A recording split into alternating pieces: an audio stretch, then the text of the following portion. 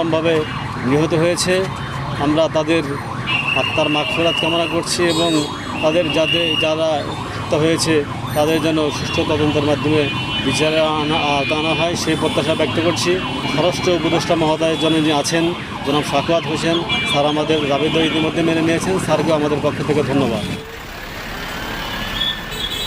আমরা আজকে নতুন করে শিক্ষার্থীদেরকে নিয়ে ট্রাফিক ব্যবস্থাপনায় রাস্তায় নেমেছি।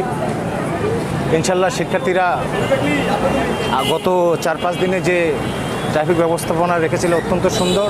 আমরা তাদের হাত ধরে এই ব্যবস্থাপনা আরও সুন্দর করব এবং তাদের হাত আমরা ছাড়বো না।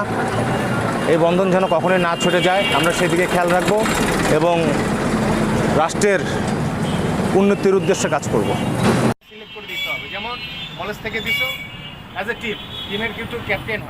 আমরা দীর্ঘ 5-6 দিন ধরে ট্রাফিক সহ জেলা সংস্কারের জন্য বিভিন্ন কাজ করছি।